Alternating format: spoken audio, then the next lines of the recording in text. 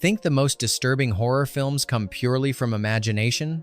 Think again. There's a deeper, darker well from which filmmakers have drawn inspiration: real crimes, murders, disappearances, and unspeakable acts that once haunted the headlines only to be swallowed by silence.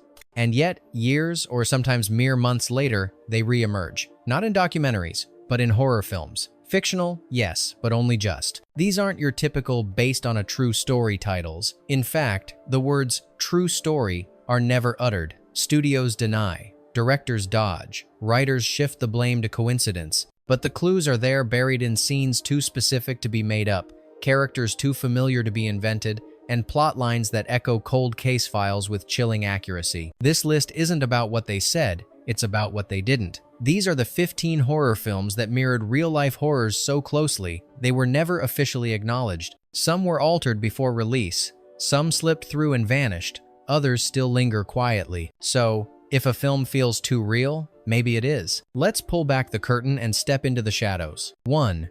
Alice. Sweet Alice. 1976. You think you know who the killer is. The film doesn't care what you think. Set in 1960 seconds. New Jersey. This film follows a young girl suspected of murdering her sister during communion. Religious iconography, family tension, and childhood rage bubble beneath every frame. The killer wears a translucent mask and a yellow raincoat. The atmosphere is thick with Catholic guilt and suburban rot. What's rarely discussed is its possible origin. A real murder occurred in Paterson, New Jersey in 1961, almost identical in structure. A young girl was blamed for her sibling's death, but the charges were quietly dropped after the family relocated. The case never reached the media beyond local coverage, and the police file was sealed. Director Alfred Soule was born and raised in Paterson. When asked in 1977 about the similarities, he replied, "I didn't need to make anything up. I just changed the names." Sometimes, horror isn't created, it's confessed. 2.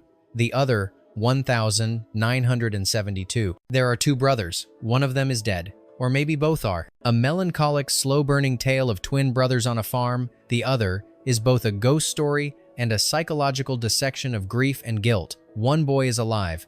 The other may be a projection, or maybe something worse. The tone is rural Gothic, the mood funereal. Behind the fiction, there's a whisper of reality. In 1959, a rural Connecticut farming family reported one of their twin boys dying in an accident. But the surviving twin insisted he could still see and talk to his brother. What followed was years of therapy, suspicion, and eventual institutionalization. Court records of the case are heavily redacted, but fans of The Other have pointed out eerie alignments. The author, Thomas Tryon, was known for his fascination with childhood trauma and never denied the rumors. He only said, "I didn't write it to scare anyone. I wrote it because it wouldn't leave me alone." Sometimes ghosts aren't made, they're inherited. 3. Blood and Lace. 1971. Orphans go missing. The house stays full. In Blood and Lace, a young girl arrives at a state-run orphanage after her mother is murdered, only to discover the home is hiding horrifying secrets. The staff is abusive, children disappear,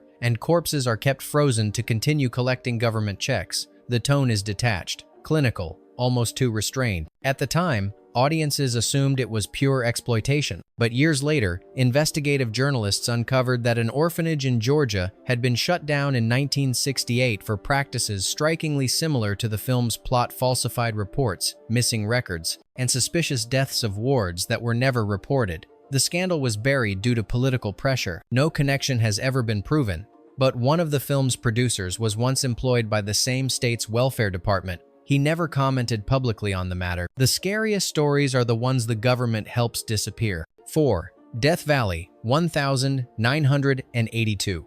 A boy sees a murder no one believes happened except the killer. A child on vacation in the Arizona desert begins seeing violent visions and stumbling upon grisly crime scenes, but the adults in his life dismiss them as imagination. The killer, meanwhile, is closing in. While the film is a thriller on the surface, its themes eerily resemble a string of real unsolved desert murders from 1979 1981, involving tourists and drifters along Interstate 10. A surviving child witness from one of those cases gave testimony about seeing something bad, but no one listened.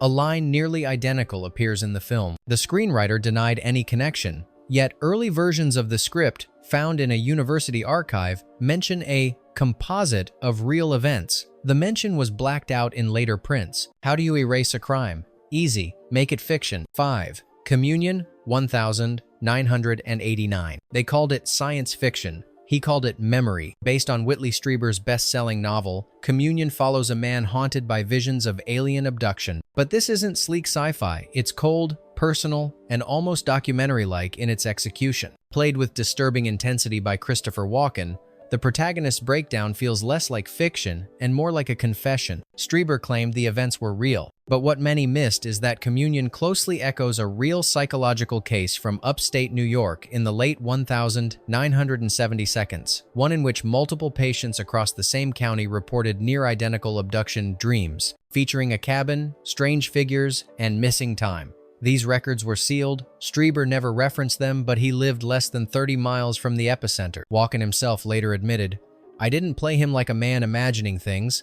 I played him like a man trying to survive something everyone's pretending isn't real." Sometimes, delusion is just a word we use when we're too scared to believe someone. 6. The Witch Who Came from the Sea, 1976. She blamed the sea for her nightmares, but the horror came from the past. This surreal, fragmented film tells the story of a woman who begins murdering men she believes are corrupt or abusive, all while hallucinating vivid, oceanic visions. The narrative is broken, disorienting, and psychosexual, almost dreamlike. But beneath it lies a scream. The screenplay was written by Robert Tom, and the film starred his real-life partner, Millie Perkins, who allegedly drew on personal trauma. But those close to the production claimed the film mirrored a hidden case in Southern California, where a woman, once institutionalized, confessed to dreams of drowning men who looked like her father. The story was never published, but court records from psychiatric evaluations in 1970 match details in the film almost verbatim. No one involved has ever addressed it directly.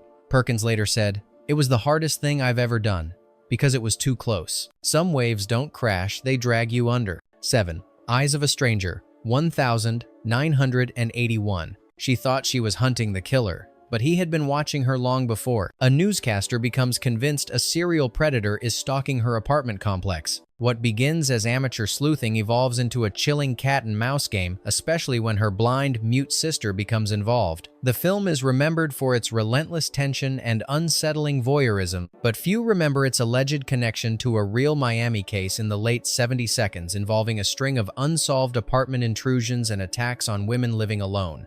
The details were never confirmed, but court reporters from that era noted startling similarities right down to the disability of one victim's sibling, a detail never released to the public but reflected in the film. In behind-the-scenes interviews, the director simply shrugged. "Truth is stranger than fiction. Sometimes we don't even know what we're echoing. Some stories come to you, others are already watching." 8. Deranged. Confessions of a Necrophile, 1974. Note kite fiction. Not kite safe to watch. Loosely, very loosely, based on Ed Gein, Deranged takes its liberties. But there's something too authentic about its silence, its darkness, its grotesque normality. The story of a reclusive man living with the decayed corpse of his mother, digging up graves, and dressing as the dead. Unlike other Gein-inspired films like Psycho or the Texas Chainsaw Massacre, Deranged doesn't mask its subject. It lingers, it wallows. And while marketed as fictional, insiders have long whispered that the film was directly influenced by transcripts of psychiatric interviews that were never made public copies that supposedly circulated among film students at the time. The film was pulled from several drive-ins within weeks. The distributor claimed low turnout. The truth? A local sheriff had issued a complaint. There's a difference between horror for thrills and horror that never left the morgue. 9. Don't Go to Sleep, 1982. A family moves on after a tragedy, but not everyone does. This TV movie begins with a seemingly normal family starting over in a new home after the death of their eldest daughter. But when the younger daughter begins seeing her sister's ghost, old secrets resurface and the family begins to unravel. It's quiet, claustrophobic, and tinged with that peculiar suburban eeriness only early 80s TV horror mastered. It was marketed as supernatural fiction, but local newspapers in Nevada quietly noticed parallels to a real case in which a child died in a suspicious fire, and surviving siblings later gave conflicting accounts under hypnosis. The family moved across state lines. The details never reached national news, but the timeline matched. And the film's original script, according to crew members, was much more literal before studio rewrites. You can change names, change endings, even change ghosts. But truth has a way of seeping through. 10. Dark August, 1976. He ran over a child. Then something else started following him. In this slow-burning psychological horror, a man accidentally kills a young girl in a rural town. What follows isn't guilt, it's haunting. As he's stalked by a mysterious hooded figure, strange occurrences and paranoia begin to take over. No bloodbaths, just dread. Palpable, heavy, and inescapable. Few knew that the film's setup closely resembled a real tragedy that occurred in Vermont in the early 72nd. A visiting city dweller accidentally struck a local child, only for him to spiral into paranoia, claiming he was cursed by the victim's family. He disappeared a year later. No connection was made publicly, but members of the Dark August production lived in that same region. When asked about it in 1981, the screenwriter only said, "There are stories that aren't ours to tell, but they still find their way into scripts." Sometimes horror isn't invented, it's recycled trauma, polished for the screen. 11. The Strangeness, 1985. They thought they were exploring a forgotten mine. What they found was never meant to surface. An indie horror oddity, The Strangeness follows a group of surveyors entering an abandoned gold mine, only to be stalked by a grotesque, tentacled creature lurking in the dark. Filmed with minimal lighting and surreal claymation, the movie delivers dread in cramped tunnels and echoing screams. But there's more behind the dust. Decades earlier, in the same California region, a group of geological researchers vanished while mapping an old mining site. Their journals, recovered weeks later, described strange noises and walls that moved. The incident was quietly closed, with reports sealed. When questioned about the similarities, the director gave a flat response. "I read a lot of weird stuff in college, but an early investor once claimed in a podcast that the script's first draft was based on a real report we weren't supposed to see." Some things are buried for a reason. Not everything should be brought to light. 12. Invitation to Hell, 1984. What if the perfect suburban neighborhood was built by something inhuman? This made-for-TV horror film follows a family moving into a new neighborhood, only to discover their neighbors belong to a strange, cult-like wellness organization. It begins with garden parties and ends with hellfire. The movie dips into science fiction and surrealism, but its cold tone and sterile visuals make it especially unsettling. Rumors swirled for years that the script was inspired by a real wellness retreat in Southern California, one that had ties to celebrity figures and had quietly shut down after 2 deaths. No official connection was made, but early versions of the script, leaked by crew years later, featured character names uncannily similar to those in real court documents. The studio later rebranded it as just another genre flick, but the tension on set was reportedly palpable. Several cast members refused to promote the film, and the original screenwriter's name was removed from later prints. When comfort becomes conformity, what's left of the soul? 13. The Babysitter Murders, original title of Halloween. Before Michael Myers had a name, the horror was just next door. Few people know that the original title of John Carpenter's Halloween was The Babysitter Murders, and fewer still know why. The early drafts were based on a chilling, unsolved case in Illinois, where a young girl was murdered while babysitting stabbed multiple times, with no forced entry. The killer was never found. The similarities between the crime and the film's structure are haunting. The quiet suburb, the teenage girl, the emotionless stalker, the knife. After early test screenings, producers pushed to rename the project and distance it from the true story allegations brewing in fan circles. Interviews with Carpenter always avoided the question, shifting focus to the boogeyman concept. But horror fans who dug deep found something else. Archived police sketches of the original suspect, and one bore an uncanny resemblance to a certain pale, expressionless mask. Some myths are born from legends. Others are born from things we can't admit aloud. 14. The House of Seven Corpses, 1974. They came to shoot a horror movie inside a haunted mansion. They left something behind. A film crew enters an abandoned mansion in Utah to shoot a low-budget horror flick. What follows isn't just a classic haunted house setup, but a meta, creeping descent into obsession, occultism, and death. The lines between the script and reality blur, as unexplained deaths mirror the movie they're filming. But few know that the house used in the film was linked to a string of unsolved disappearances in the 1,960 seconds. Local lore tied it to an actual cult compound that had been razed by authorities, but no public records remain. Some production crew even reported strange incidents during filming, equipment malfunctioning, sound reels blanking out.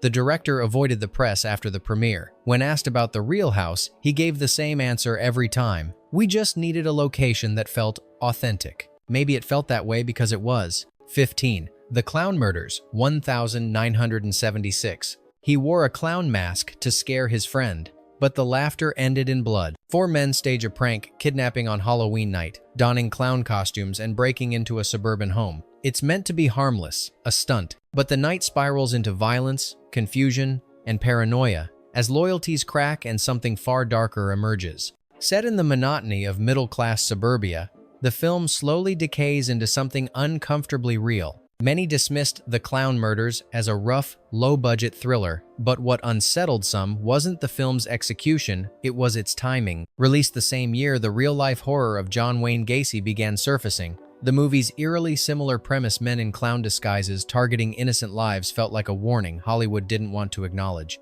Adding to the strangeness, promotional material for the film was quickly toned down post-release, and interviews with the cast often sidestepped questions about inspirations. Was it coincidence, or did someone know what was coming before the rest of the world found the bodies beneath the floorboards? Bonus pick. Before we wrap, here's one more horror film you need to add to your list. The Little Girl Who Lives Down the Lane, 1976. She lives alone. She says her father is away, but no one's ever seen him. In a quiet seaside town, a precocious 3-year-old girl lives in a rented house. She appears self-sufficient, polite, and well-spoken. But when neighbors begin asking questions about her parents, her finances, her basement things take a darker turn. Dead bodies, hidden secrets, a girl who may be much more dangerous than she seems. Played hauntingly by a young Jodie Foster, the film dances between thriller and gothic fairy tale. But beneath its elegance lies something far more disturbing. Whispers have long linked the story to a real incident in Nova Scotia during the late 1960 seconds. Where a local girl was discovered living alone for over a year, posing as if her father were still alive. When authorities intervened, the case vanished from public record. While the novel and screenplay are officially labeled fiction, the screenwriter Martin Sheen, when asked about the similarity, simply responded, "Sometimes fiction comes from the file drawer." Critics at the time praised the film's restraint, but others pointed out its eerie silences, the way it asks more than it answers, and how it never confirms exactly what the girl did or didn't do. Perhaps that's the most horrifying part. How easily a lie becomes a home. If the line between fact and fiction feels thinner now, you're not alone. Horror doesn't need monsters when reality offers something far more unsettling. If you enjoy peeling back the layers of forgotten films and buried truths, consider joining us again. There are still so many shadows Hollywood doesn't want you to see.